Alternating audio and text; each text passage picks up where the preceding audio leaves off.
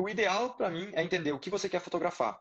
Então, se você quer fotografar ensaios, você não precisa de uma câmera boladona, não, porque você tem a melhor e mais potente luz de todos ao seu favor, que é a luz do. Olá, olá! Seja bem-vindo a mais uma Descunsplicando. Eu sou Robson Kunz, fotógrafo de casamentos, eventos e ensaios, e tô aqui hoje para ajudar a descunspicar o que anda complicado aí na sua fotografia. É só você entrar ao vivo no meu Instagram, solicitar participação, eu te aceito e a gente juntos descunspica o que anda complicado para você. Então, bota de preferência um fone de ouvido, fica tranquilo e vamos pro melhor do Descunsplicando.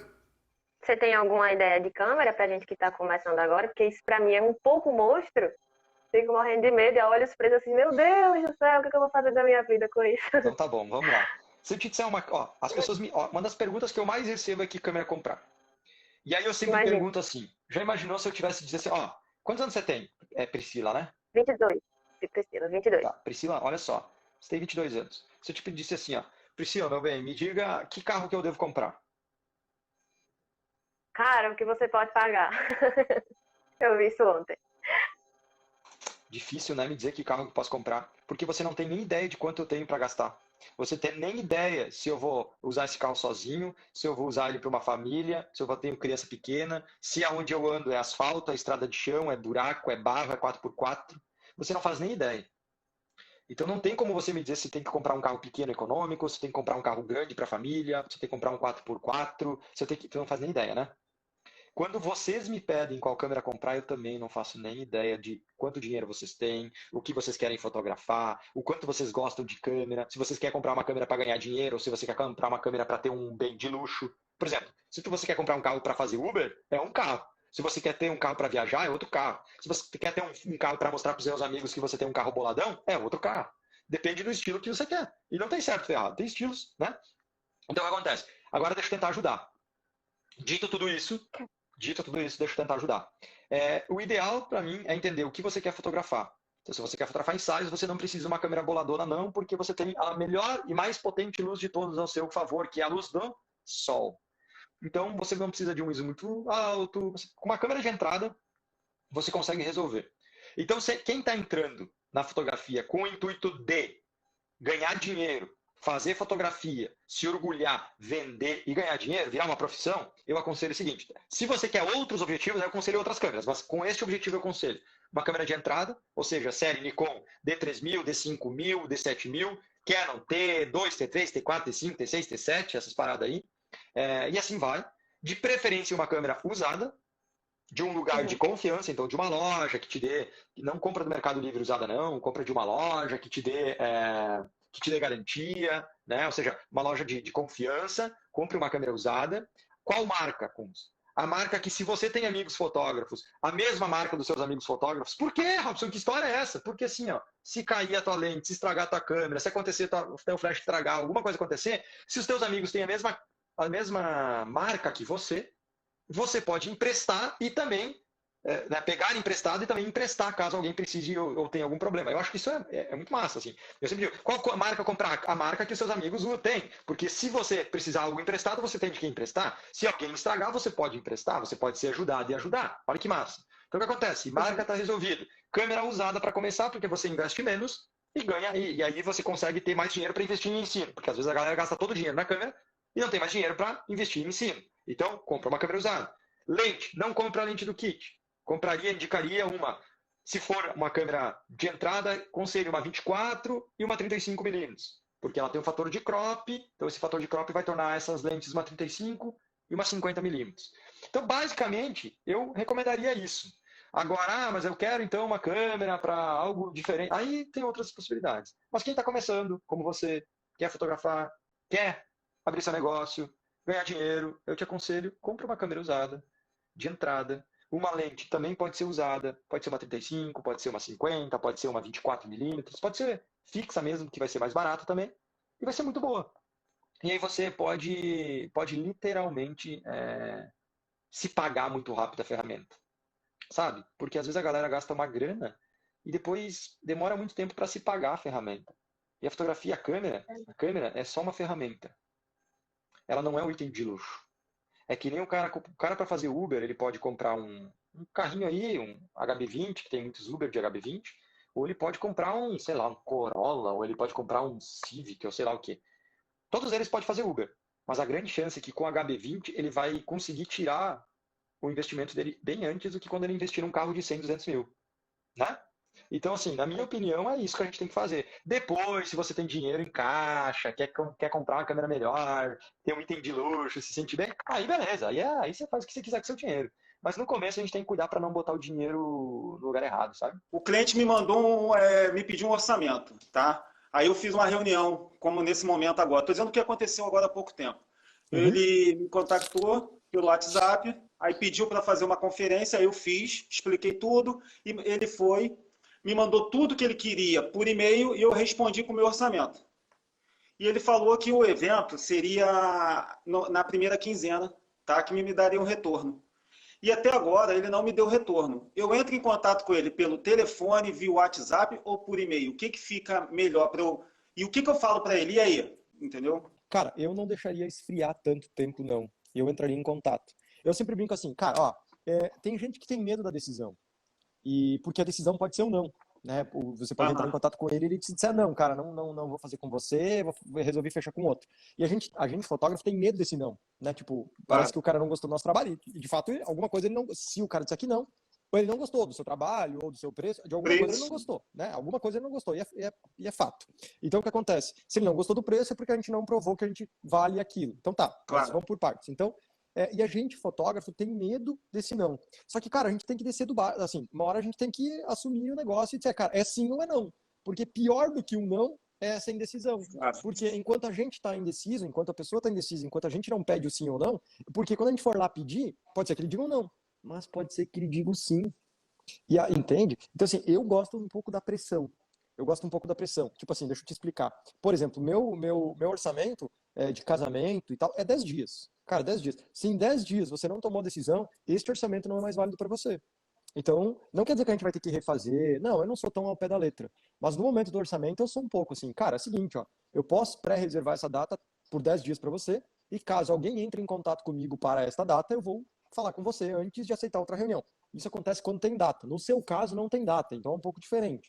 Mas todo orçamento que eu dou um prazo. Por quê? Porque assim como a gente tem e vai adiando essa decisão de ir lá e pedir, os nossos clientes também adiam a decisão às vezes. Eu vou te dar um exemplo. Quando a gente começou a parada de construir e tal, a gente foi orçar e tal com vários arquitetos e depois a gente deixou isso no stand-by. Assim. Aconteceram umas paradas, correria, e a gente deixou em stand-by. Daqui a pouco, depois de um tempo, o arquiteto disse, tá, e aí? Vai cagar ou sair da moita? Né? Assim, vai ou não vai? Né? Preciso me organizar. E meio que foi uma decisão boa pra gente, porque a gente teve que tomar essa decisão, e a decisão foi, tá, vamos fazer de uma vez. E aí esse projeto saiu do papel. Quando ele não tem data, às vezes o cliente fica enrolando, e às vezes até um favor a gente faz para ele de tomar essa decisão. Então, de forçar essa decisão. Então eu meio que forço essa decisão. Vou te dar mais um exemplo. E por que isso funciona? Por exemplo, o poder da autoria. Né? Você está no guia de pose, fotografia para iniciantes, e você reparou que ali eu também decidi, assim, eu forcei essa decisão. Você tem, ó, de tal dia até tal dia para entrar no poder da autoria, no guia de pose. Depois, no fotografia para iniciante, eu te dei ali um dia para entrar. Até meia-noite. Exatamente. Você quer ou não quer? Tipo assim, ou toma uma decisão para mudar, ou não toma. Então, assim, é ou não é? Então, o que acontece? Por que isso é bom? Porque, cara, a gente, querendo ou não, vende no calor da emoção. Né? Quando você está com sede no deserto, você vai pagar R$ 10 uma água sem pensar duas vezes. Agora, se você não está no deserto e não está com sede, você vai pensar duas vezes antes de comprar essa água. Na zona de conforto, né? Exato. Então, o que acontece? Eu acho que é interessante a gente dar esse prazo e meio que dar essa cobrada. Meu, você quer ou não quer? Então, assim, como venda, não há discussão. Você pode falar com qualquer cara que entenda de venda, ele vai te dizer que precisa disso. Porém, por que nós fotógrafos não fizemos? Por conta daquele medo de receber ou não. Só que, uma hora a gente vai receber esse não igual. Né? Então assim, quanto antes a gente for atrás do não, antes a gente recebe o sim. Porque quanto mais a gente vai deixando amornar, mais tempo vai passando, mais o cliente esquece de você. Então se eu fosse você, Alessandro, tudo isso para te dizer que, cara, sem sombra de dúvida, entre em contato com ele ainda hoje. Se você, por onde? Por e-mail? Não. Por que não por e-mail? Porque vocês não se falaram por e-mail. Porque ele não entrou em contato com você por e-mail. Então eu falaria ou por WhatsApp, em texto, ou por WhatsApp, em áudio, ou uma ligação. Eu não sei. Aí vai depender da proximidade do seu cliente. eu, Robson, não tendo a ligar. Assim, mas é que eu não gosto que me ligue. Só por isso. Tipo assim, se o cara me ligou, ele já perdeu um ponto comigo.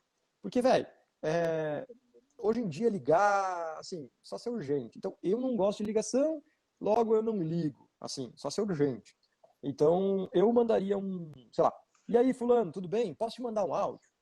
E aí você pega e manda um áudio pro cara. Ó, fulano, tudo bem? Entendi. Então, olha só, a gente orçou e tal. Espero que você tenha gostado do meu trabalho. Não sei se você gostou ou não. Mas, cara, eu queria muito fazer esse trabalho para você, né? Aí você dá os motivos disso, né? Aham. E os motivos não devem ser só por você. Não é tipo assim, porque eu tô precisando de dinheiro, ou não, porque eu preciso fechar o trabalho. Não, os motivos têm que ser por ele. Ó, quero muito fechar esse trabalho, porque eu tenho certeza que eu vou fazer uma. Eu tava pensando aqui, tive uma ideia muito massa. Só que, claro, tem que ser de verdade isso, né? Mas Aham, o claro. que que eu Não falaria? vou inventar uma coisa que não existe. Exato. Mas o que que eu falaria, tá? Pô, tá pensando umas paradas aqui muito louca e eu tive umas ideias muito massas. Você pode até dizer, ó, eu vi um professor meu que fez umas fotos muito legais dessa parada, ou eu me inspirei na internet, vi umas ideias muito boas. E, cara, tem umas ideias muito massa e eu tenho certeza que eu posso fazer umas paradas bem massas pra você, sabe? Desde a As parte ideias mais eu já tenho. séria, desde a parte mais séria até a mais animada, sabe? Eu tive umas ideias que pode dar muito bom pro seu projeto. Então, na verdade, você não fala lá que você quer vender por conta de você. Você está falando para ele que precisa te contratar. Por quê? Porque você estudou, tipo assim, uma ideia do motivo que ele quer essa foto. Então, assim, tem uma. Cara, eu saquei uma ideia muito massa que funciona na internet para chamar a atenção da galera. E aí, você coloca na cabeça dele que você, diferente da maioria dos outros fotógrafos que talvez ele tenha orçado, você pensou e já tem uma ideia para execução. Você não vai deixar para pensar só depois de contratado. Você está pensando nele antes de ter sido contratado. Ou seja, você está sendo diferente da maioria dos fotógrafos. Então, o que acontece? Você talvez coloque na cabeça dele e dizer, opa, esse cara lembra de mim, esse cara ainda lembra da ideia, e esse cara pensou uma ideia sobre a ideia que eu dei para ele, que é o tipo de trabalho, né? Isso você está instalando na cabeça dele que você está afim de fazer esse trabalho, mas mais do que assim, você já tem um plano para executar. Entendi. Então eu acho que isso pode te ajudar. Então se fosse você, faria agora. E na próxima vez, Alessandro, eu se fosse você, faria meio que assim, com mais pressão um pouco. Não pode ser chato. Tem que achar esse equilíbrio, né? Porque é chato o vendedor Claro. que não larga do pé, né? Então a gente tem que achar esse meio do caminho que a gente só vai achar esse meio do caminho quando a gente ficar testando, sabe? Testa, dá um dia, manda um texto, depois manda um áudio. E se o cara não quer mais, daí depois você diz um não para ele. Diz assim, pois é, então, você não me respondeu, imagino que você não queira, tá tudo bem, tá? Só vou te dizer que então tá liberado, tá tudo certo, vou te liberar, vou liberar minha data, já que tu não me respondeu. Isso eu já fiz muitas vezes com casamentos, por exemplo. O cara não me responde. 2 mensagens mandei para ele, não me responde. Ele visualiza e não responde.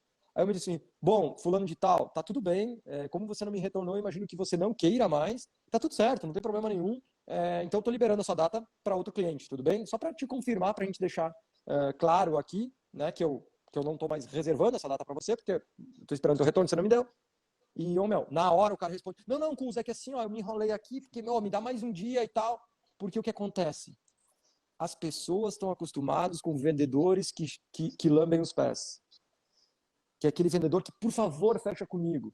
E eu não estou dizendo que a gente não tenha que ser solícito, que tem que responder. Só que, cara, chega no momento que a gente tem que dizer, não, peraí, tia. Sim, eu não vou morrer de fome. Tu entende? Eu sempre brinco, eu uso isso muito nos cursos também. Tipo assim, cara, tu quer fazer? Conta comigo que eu tenho certeza que vai ser foda. Não quer? Tá tudo bem. Segue tua vida, eu sigo a minha e a gente continua amigo. Eu não vou implorar para você. Por quê? Porque eu sei que o meu produto é bom. Se você não entrar, outra pessoa vai. E esse desapego, às vezes incomoda o cara. Incomoda a outra pessoa. Porra, o cara ele não tá desesperado. E eles dizem, quem não tá desesperado é sinal que tá vendendo. Exatamente. E eu vou te contar mais uma história. Eu tô construindo, né? Então, eu fiz muito orçamento de tudo que você possa imaginar. Tô ficando mestre em fazer orçamento. E, você vê bem certinho quem tá desesperado e quem não tá. Então, por exemplo, tem algumas empresas que eu acho caro o orçamento. Eu falo pro pai, que o pai que tá fazendo os orçamentos, eu só aprovo, né? Eu aprovo ou desaprovo. E eu falo pro pai, pô, pai, chora um desconto aí, tenta baixar uns 30% desse valor aí, tá muito alto e tal. E o pai diz assim, eu acho que não vai rolar. Por que não? Não, cara, o cara não tá, meio que o cara nem quer, não tá nem fazendo muita questão e tal, o cara, tipo assim, me mandou, nem me pediu mais nada. Ou, tipo, a empresa, você saca a empresa que tem muito trabalho e que se você quer pagar o preço, beleza, se você quer desconto, foda-se, ela não vai te dar. E outras empresas, o pai diz assim, cara, na moral, esse aqui tá desesperado atrás de mim. Eu acho que se tu disser que vai pagar à vista aí com 30% de desconto, ele fecha contigo. Saca? Então, a gente entende o processo da empresa. Então, quando a empresa está desesperada, geralmente aciona o que na visão do cliente? Vou meter um desconto nele porque ele está desesperado. Quem está desesperado aceita desconto. É ou não é? É verdade. Então, a gente tem que cuidar para não ser essa empresa desesperada. Tem que ir atrás, como eu te falei, mas sem desespero. Tipo assim, com clareza, com tranquilidade. E aí eu, assim, ajudar a descomplicar na sua fotografia. Vamos lá, cara, é o seguinte, esses dias eu ofereci um ensaio fotográfico gratuito para um casal aí, né? E para gerar portfólio, enfim, né? E aí o que rolou? O pessoal quer que eu faça o casamento deles em fevereiro, tá? E aí eu fui muito claro com eles, falei, olha, o negócio é o seguinte, eu nunca fotografei um casamento, é o meu objetivo final aí, e eu não sei o que cobrar deles, cara. Porque assim, eu fui na sinceridade, falei, olha, eu quero fazer esse casamento, vou te cobrar um valor assim simbólico aí para poder startar isso aí, né? Eu queria você tem alguma sugestão do que cobrar inicialmente aí, Robson? Então tá, vamos lá. Difícil te dizer sobre quanto cobrar sem ter ideia do que você vai fazer, do que você vai entregar. Então, primeiro me explica algumas coisas. Vamos lá. Você não trabalha com fotografia ainda, tá começando. Não sou profissional ainda, né? Tá, você fez um ensaio deles, você deu um ensaio para eles e agora eles querem te contratar para fotografar o casamento deles, perfeito? Isso. Perfeito. Você vive de outra profissão. Sim. Tá, perfeito. Então vamos lá, agora você não sabe quanto cobrar. Então, primeira coisa, se não fosse, presta atenção, se não fosse contratarem você, quem você acha que eles contratariam? Não precisa falar o nome, só você imagina quem eles poderiam contratar? Imagino. Acho que eu tenho uma ideia. Tá. Você tem uma ideia de quanto esse cara cobra? Mais ou menos, tenho. Tenho, dá pra dizer sim. Então tá. Na minha opinião, você deveria cobrar um pouco abaixo dele. Um pouco abaixo dele. Para eles entenderem que eles estão arriscando em alguém que não tem experiência. Logo, na minha humilde opinião, uma pessoa que não tem tanta experiência, ainda não fez aquilo que está dizendo que vai fazer, não pode ter o mesmo preço de quem já faz isso há mais tempo. Né? A não ser que o cara seja muito pior do que você. Aí, beleza. Mas você tá entendendo? Eu também cobraria mais barato, não vejo problema não. Até porque você deu, né? Então agora você já vai cobrar um pouco, já tá ganhando, né? Então, assim, eu acho que é legal fazer isso. Agora, é difícil te dizer quanto, porque, cara, quanto é uma parada que é muito louca. Se eu te disser, cobra R$1.000, talvez para você seja R$1.000, para uns é muito dinheiro, para outros é nada. Então, assim, é legal você comparar com alguém que esse cara talvez contrataria. Porque, por exemplo, se ele contrataria o Kunz e agora quer contratar o Douglas, você tem um parâmetro de grana que você pode cobrar dele, certo? Agora, se eles contratariam o Joãozinho do Lambi Lambi da esquina que cobra 400 pila um casamento, aí você tem outro parâmetro. Você está entendendo como é difícil de dizer? É a mesma coisa que me pedir quanto custa um carro. Depende de que carro que a gente está falando.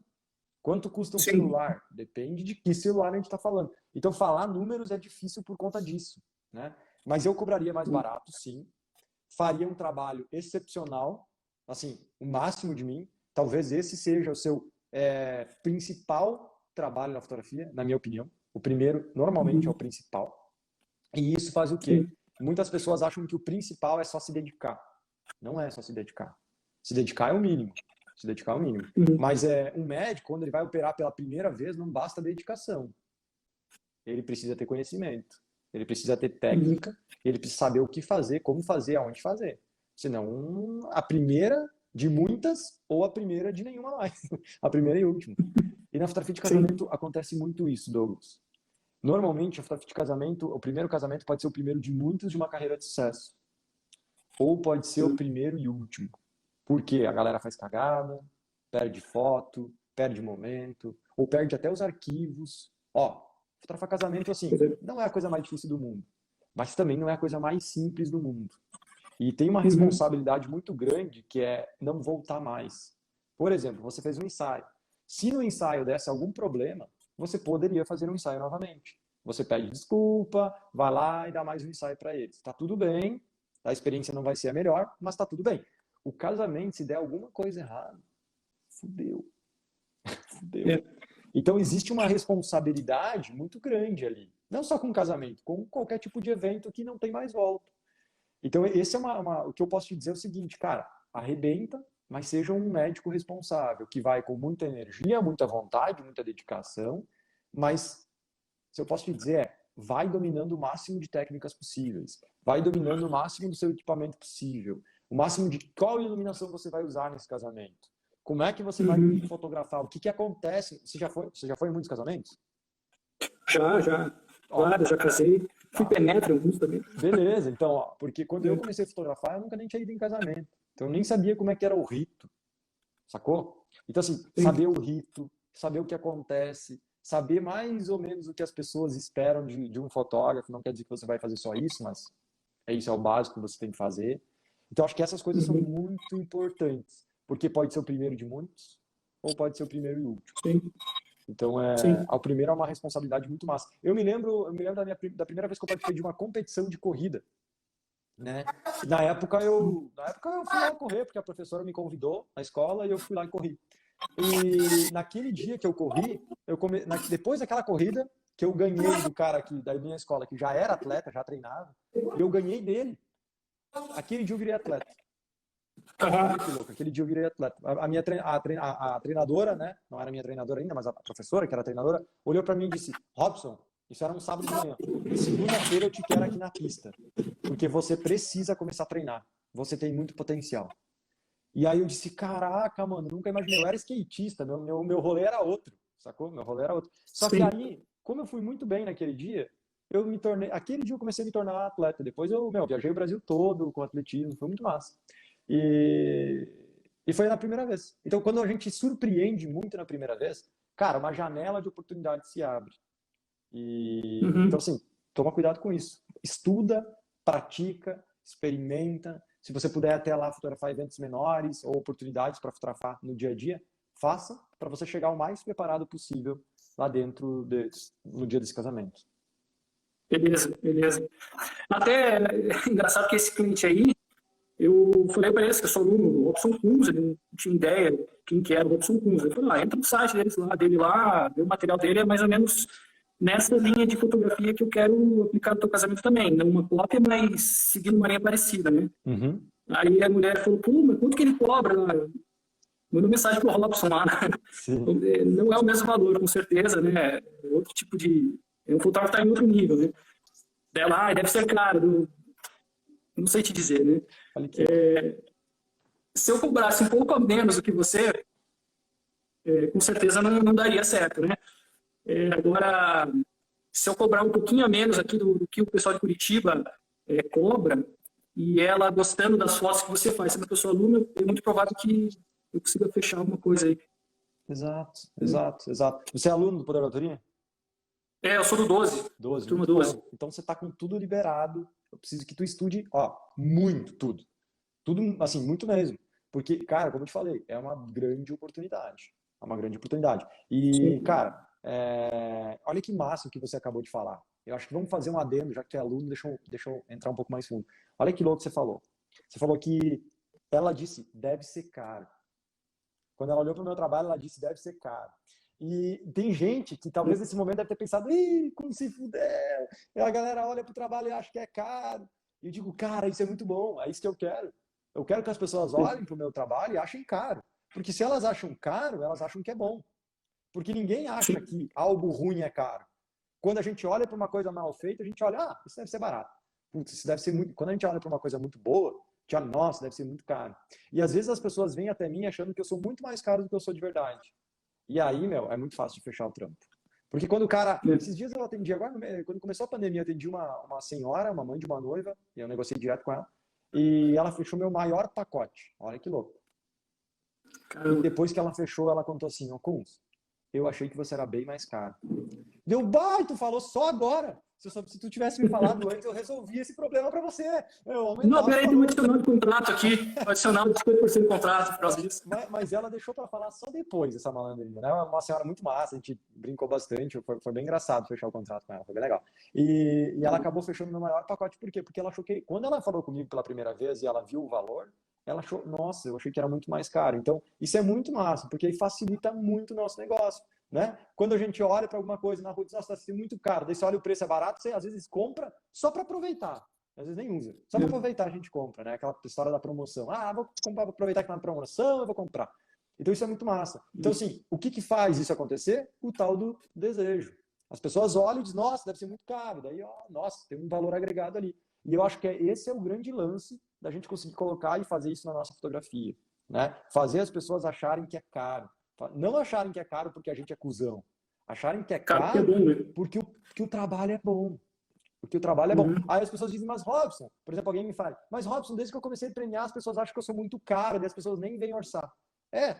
Realmente, quando às vezes as pessoas acham que é muito caro, as pessoas às vezes nem vêm orçar. Mas, se ela já achou que é caro e já não vem orçar, então igual ela não ia fechar. Então, na minha opinião, parecer caro, soar como caro, pode ser bom. Pode ser bom. Sim. Muito massa. Eu queria saber como tu trabalha para dar direcionamento do olhar, principalmente quando o sujeito está sozinho na fotografia. Quando é um cliente que está sozinho, que às vezes ele é meio envergonhado, meio travado, ele ou ela, né? E não consegue ter aquele olhar marcante na foto, você não está conseguindo arrancar aquele olhar penetrante, que é tão bonito em algumas fotos suas. Então tá, vamos lá.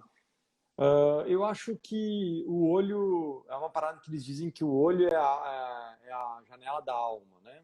Então eu acho que o olho conversa muito. Eu acho que a expressão, olhos, as expressões dos olhos são muito fortes. Tem 3 partes do corpo que são muito fortes. Você sabe quais são? Vou chutar aqui, uma são os olhos, né? Olhos. Quais são as outras 2? Mãos. Mãos. E a outra? Assim, eu vou deixar contigo. Boca. Tá? Boa. São os 3 elementos, 3 partes do corpo que mais conectam as pessoas na nossa fotografia.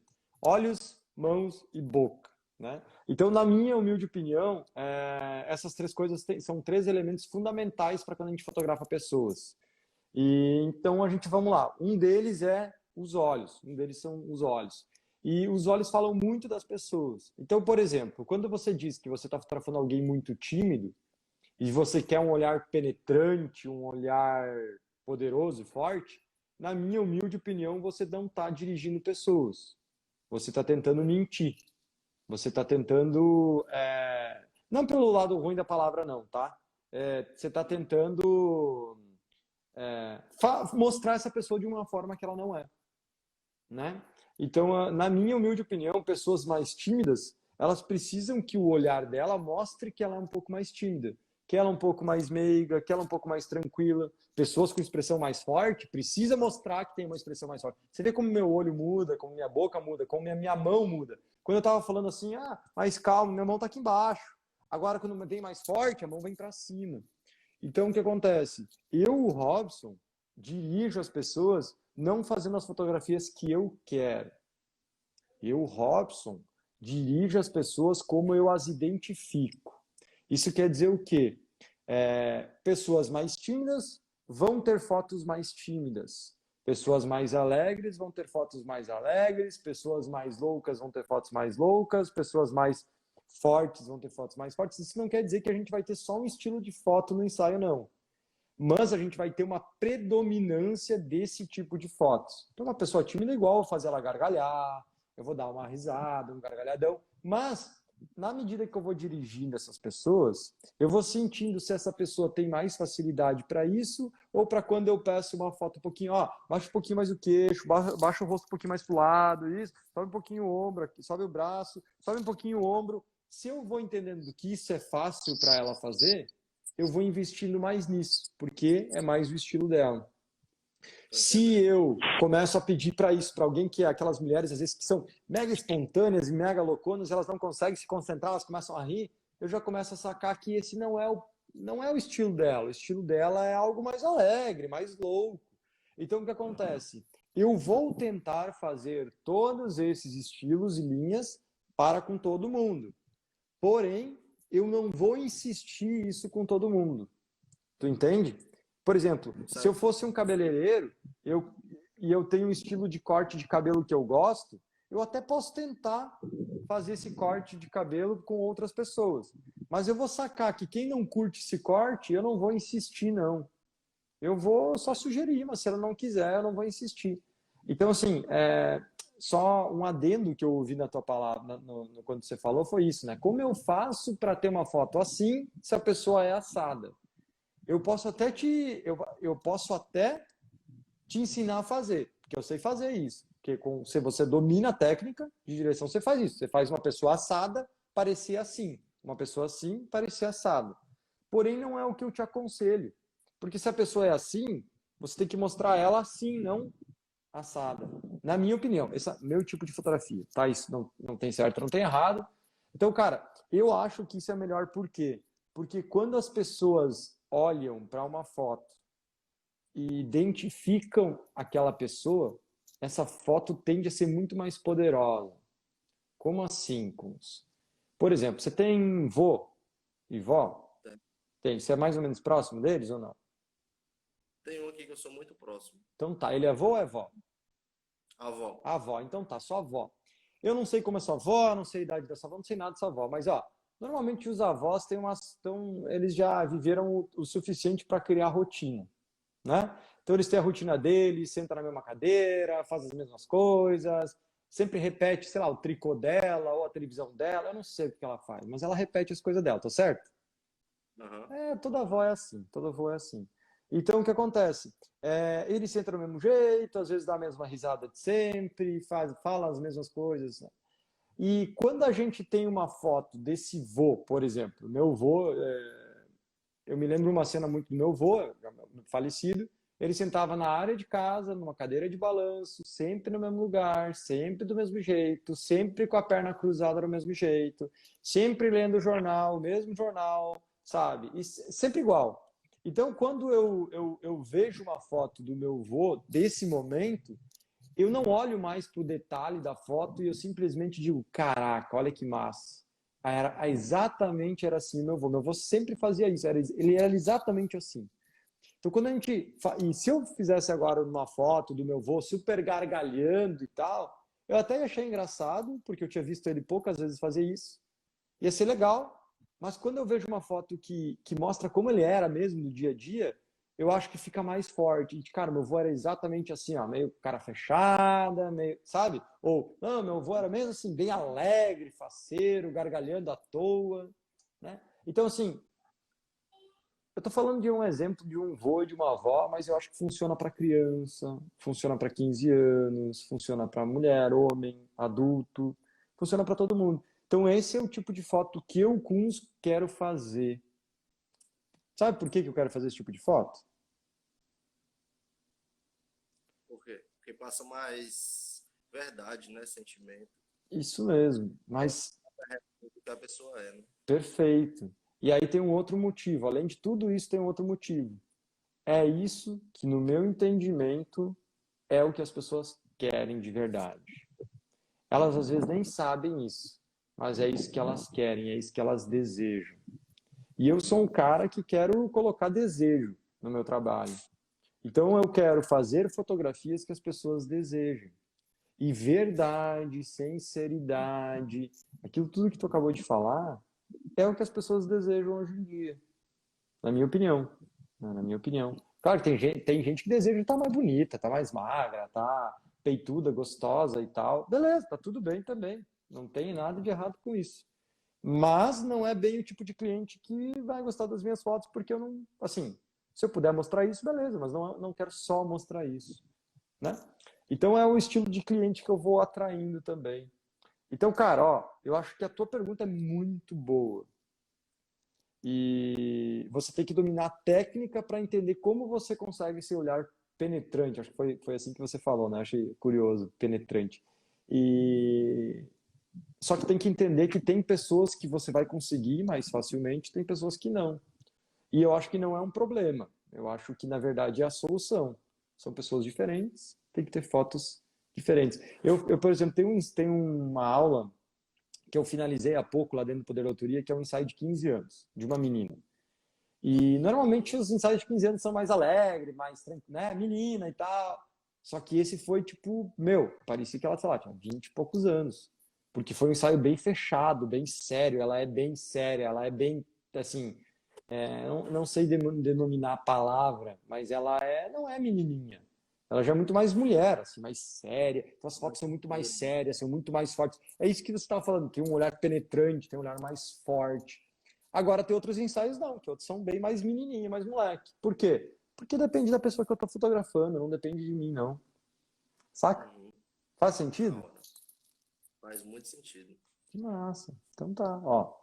Eu te aconselho isso. Domine a técnica de direção de pessoas, mas nunca esqueça que eu já fiz muito isso. Eu usei meus clientes há muitos anos atrás quase como um fantoche, sabe? Tipo assim, eu botava cara que nunca tinha corrido na vida, correr, gente saltar, que nunca tinha saltado, fazer umas coisas muito loucas e nunca tinha feito isso na vida. Era legal, as pessoas gostavam, mas depois de um tempo eu entendi que aquilo não era as pessoas que eu estava fotografando. E aí eu comecei a me sentir mal. E aí eu comecei a entender que não era sobre fazer fotos diferentes, e sim sobre fazer e mostrar como as pessoas são. Isso é muito mais difícil. Porque fazer uma foto correndo qualquer um faz. Fazer uma foto pulando qualquer um faz. Mas mostrar a essência da pessoa, isso não é qualquer um que faz, não. Né? Uou, essa foi mais uma Descunsplicando. Eu espero de coração que você consiga pegar 1, 2, 3, 4 ideias, insights, sacadas para aplicar na sua fotografia. E de verdade, se você gostou, coloca aqui nos comentários qual foi a maior sacada da Descunsplicando de hoje. Se você gostou de verdade, dá um like, se inscreve no canal ou então me segue aí no Instagram, vai ser um prazer ter você cada dia mais perto de mim. E se você também quiser tirar suas dúvidas, descomplicar alguma coisa na sua fotografia, apareça comigo 11 horas da manhã no meu Instagram, solicita a sua participação e talvez, quem sabe, a gente não converse ao vivo e eu te ajude a dar o próximo passo na sua fotografia. Então, se você gostou, comentário, um like, tamo junto, até a próxima Descomplicando.